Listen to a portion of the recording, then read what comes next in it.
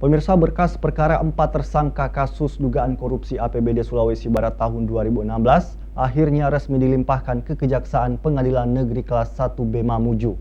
Berkas perkara tersebut diserahkan langsung oleh Kepala Kejaksaan Negeri Mamuju kepada Ketua Pengadilan Tipikor. Setelah dinyatakan rampung, berkas kasus dugaan korupsi anggaran pendapatan belanja daerah Provinsi Sulawesi Barat tahun 2016 yang menyeret 4 mantan pimpinan DPRD Sulawesi Barat akhirnya resmi dilimpahkan Kejaksaan ke Pengadilan Negeri Kelas 1B Mamuju.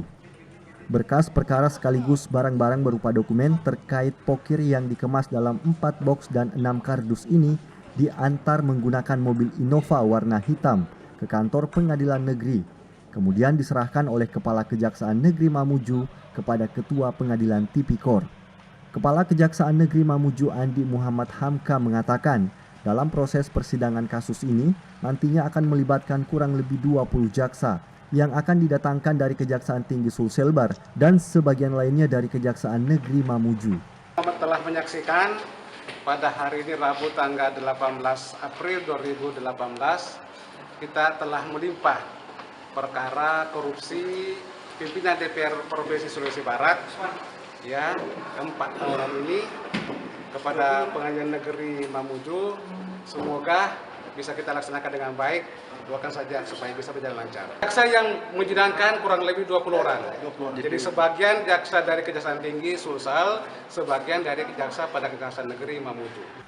Sementara itu, Ketua Pengadilan Negeri Mamuju Besling Sihombing yang menerima berkas perkara keempat tersangka mengaku akan segera menjadwalkan pelaksanaan sidang. Selain itu, Besling juga memastikan proses persidangan nantinya akan dilaksanakan secara terbuka dan ditangani oleh hakim kompeten.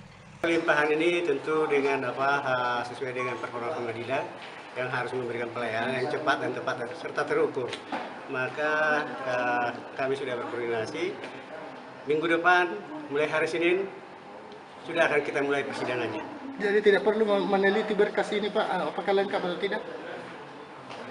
Kalau berkas ini sudah dilimpahkan di pengadilan Tipikor Mamuju, lengkap atau tidak lengkap harus dinyatakan dalam persidangan.